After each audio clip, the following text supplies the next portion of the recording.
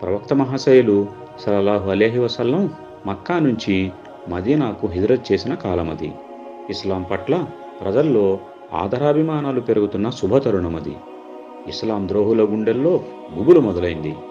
ముఖ్యంగా యూదులు ప్రవక్త సల్లల్లాహు అలైహి వసల్లంకు వ్యతిరేకంగా కుట్రలు చేయసాగారు. అయితే నాడు జరిగిన ఓ అద్భుత సంఘటన మదీనాలో విప్లవాత్మక మార్పులకు నాంది పలికింది. రాళ్లల్లో రత్నాలు ఉంటాయన్నట్టు యూదుల్లో కూడా సన్మార్గం పొందినవారు ఉన్నారు.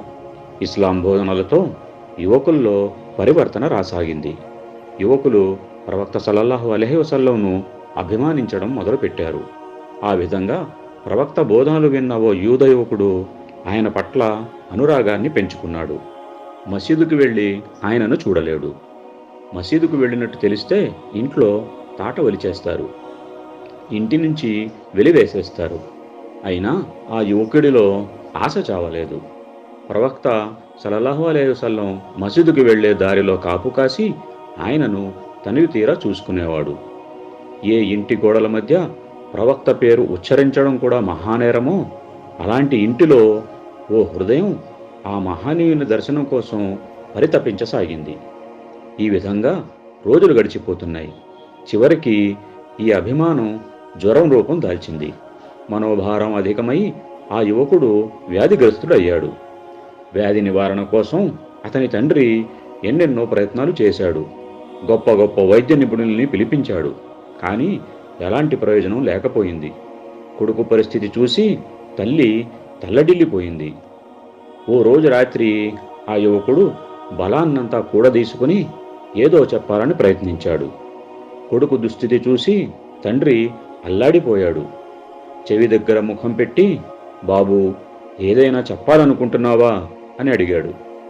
నాన్న, నా జీవితపు చివరి కోరికను మీరు సంతోషంగా నెరవేరుస్తానంటే చెబుతాను అన్నాడా యువకుడు హీనస్వరంతో.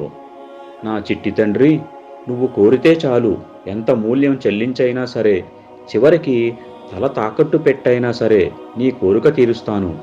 నీకేం కావాలో చెప్పు నాయనా అన్నాడు తండ్రి. నాన్న, కొన్నాళ్ల నుంచి నేను ముహమ్మద్ మహనీయుని పట్ల కలిగిన భక్తి విశ్వాసాలతో లోలోనే దహించుకుపోతున్నాను. మీకు భయపడి నేను ఈ రహస్యాన్ని బయటపెట్టలేకపోయాను. కానీ ఆయన జ్ఞాపకం నన్ను అనుక్షణం తినేస్తుంది. కళ్ళు మూసినా తెరిచినా ఆయన రూపమే నా మనస్సులో మెదులుతోంది. నాన్నగారు, ఒక్కసారంటే ఒక్కసారి ఆ మహాత్ముణ్ణి ఇక్కడకు పిలుచుకురారు. ఆయన దివ్యమోమును తనివి తీరా తిలకించి తరిస్తాను. ఆయన నోట ముక్తి శుభవార్త విని సంతృప్తిగా ఊపిరి విడుస్తాను. కొడుకు కోరిక విని తండ్రి మండిపడ్డాడు. కానీ కోపాన్ని పళ్ల మధ్య బిగబట్టి ఎలాగోలా తనను తాను తమాయించుకున్నాడు. ఎంతైనా కొడుకు కదా, అందులోనూ లేక కలిగిన ఏకైక సంతానం. సరేలే నాయన, నీ కోరికను తీర్చడానికి ఇప్పుడే వెళ్తున్నాను. రేపటి నుంచి మన జాతి ప్రజలు నన్ను యూద సమాజం శత్రువుగా పరిగణిస్తారు.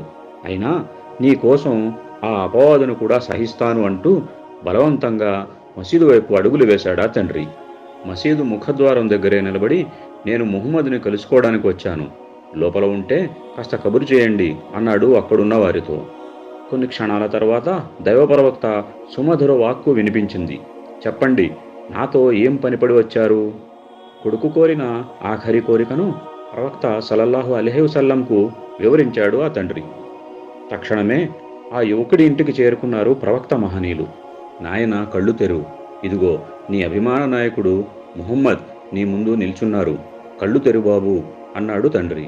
మహనీయ ముహమ్మద్ పేరు వినగానే యువకుడి కళ్ళు మెల్లిగా తెరుచుకున్నాయి. మహానుభావ, ఎదలో భక్తి విశ్వాసాల సిరిసింపదలు పెట్టుకుని అంతిమ గమ్యం వైపు పయనిస్తున్నాను. మీ సేవకుల జాబితాలో ఈ సేవకుని పేరు కూడా చేర్చుకోండి. సాటిలేని ఏకైక దైవాన్ని విశ్వసించినప్పటికీ జీవితంలో ఒక్కసారైనా ఆయన ప్రసన్నత కోసం సజదా చేసే భాగ్యాన్ని నోచుకోలేకపోయాను.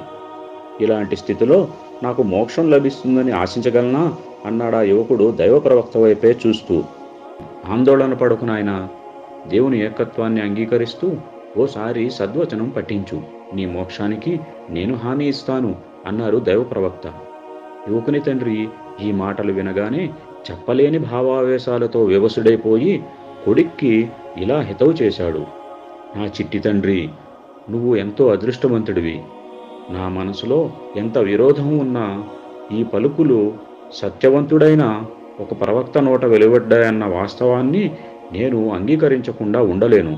ఒక దాసునికి స్వయంగా దైవ ప్రవక్తే ఇలాంటి హామీ ఇస్తున్నాడంటే ఇంతకంటే అదృష్టం అతనికి మరేమీ ఉండదు. ఆయన దగ్గర నువ్వు స్పష్టమైన మాటల్లో వాగ్దానం తీసుకుని ఇస్లాం పరిధిలో ప్రవేశించు అన్నాడా తండ్రి. మహానుభావ, సమాధి మజిలీ మొదలు స్వర్గానికి చేరుకునేదాకా మీరిస్తున్న హామీతో నేను ఇస్లాం స్వీకరిస్తున్నాను. అల్లాహ్ తప్ప మరే ఆరాధ్యుడు లేడని, ముహమ్మద్ ఆయన ప్రవక్త అని నేను సాక్ష్యమిస్తున్నాను. యువకుని నోట వెలువడ్డ ఈ సద్వచనం వాతావరణంలో మౌనంగా ప్రతిధ్వనించింది. ఆ వెంటనే అతను శాశ్వతంగా కన్ను మూశాడు. యువకుని తండ్రి దుఃఖం నుండి తేరుకుని, మహాత్మా, ఇప్పుడు ఈ భౌతిక కాయం మాది కాదు. అంత్యక్రియలు జరిపే బాధ్యత మీకే అప్పగిస్తున్నాను అని అన్నాడు. దైవ ప్రవక్త సల్లల్లాహు అలైహి వసల్లం అతని అభ్యర్థనను మన్నించారు. విశ్వాసాభిమానాల ఈ అమూల్య నిక్షేపాన్ని చేతుల మీదకు ఎత్తుకోండి. పెళ్లి కొడుకు ఊరేగింపుల ఈ జనాజా మదీనా వీధుల గుండా సాగుతుంది అన్నారు దైవ ప్రవక్త. ఈ వార్త క్షణాల్లో మదీనా అంతటా కార్చిచ్చులా వ్యాపించింది. జనాజాలో పాల్గొనడానికి జనం తండోపతండాలుగా మసీదుకు వచ్చారు. మదీనా చుట్టుపక్కల ఊళ్ళ నుంచి కూడా ఎంతోమంది తరలివచ్చారు. అంతిమ సందర్శనార్థం ముఖం మీద వస్త్రం తొలగించారు. ఆశ్చర్యం! ఆ యువకుని ముఖం ఉన్నమి చంద్రునిలా దేదీప్యమానంగా వెలిగిపోతుంది. పెదవులపై చిరునవ్వు నాట్యమాడుతోంది. అశేష ప్రజానీకం వెంటరాగా జనాజా శ్మశాన వాటిక వైపు బయలుదేరింది. మదీనా పురవీధులు ఇసుక వేస్తే రాలనంత జనంతో కిక్కిరిసిపోయాయి. ఈరోజు జనాజా వెంట ఇంతమంది జనం ఎక్కడి నుంచి వచ్చారో చాలామందికి అర్థం కాలేదు. వారిలో కొందరు సంగతేమిటో అడుగుదామని ఉత్కంఠతతో సమయం కోసం ఎదురు చూస్తున్నారు. కానీ ఆసక్తి అణుచుకోలేక ఒకతను అడగనే అడిగాడు, దైవ ప్రవక్త, ఏమిటి విశేషం అని. ఈ యువకుని జనాజాలో పాల్గొనడానికి ఈరోజు స్వర్గం నుంచి కారుణ్యదూతలు కాలు తీసి పెట్టలేనంత అసంఖ్యాకంగా తరలివచ్చారు అంటూ దైవ ప్రవక్త సల్లల్లాహు అలైహి వసల్లం అసలు విషయం చెప్పారు. ఈ మాటలు విని అనుచరులు సంభ్రమాశ్చర్యాలు చెందారు. జనాజా జన్నతుల్ బఖీ శ్మశానానికి చేరుకుంది. భౌతిక కాయాన్ని దించడానికి దైవ ప్రవక్త సల్లల్లాహు అలైహి వసల్లం సమాధిలోకి దిగారు. ఆయన తన పవిత్ర హస్తాలతో జనాజాని అందుకొని సమాధిలో దించారు. చాలాసేపటి తర్వాత సల్లల్లాహు అలైహి వసల్లం సమాధి నుంచి బయటకు వచ్చారు. ఆయన్ని చూసి అనుచరులు మళ్ళీ ఆశ్చర్యపోయారు. ఆయన బట్టలు తడిసిపోయాయి. ముఖంపై నుంచి చెమట ధారాపాతంలా కారుతుంది. కానీ మోముపై దరహాసం మాత్రం తొణికిసలాడుతోంది. అంత్యక్రియలు ముగిసిన తర్వాత అనుచరులు తమ ప్రియతమ నాయకుని చుట్టూ మూగి, దైవ ప్రవక్త, మీ ముఖానికి ఈరోజు ఇంతగా చెమట పట్టిందేమిటి? బట్టలు కూడా తడిసిపోయాయే.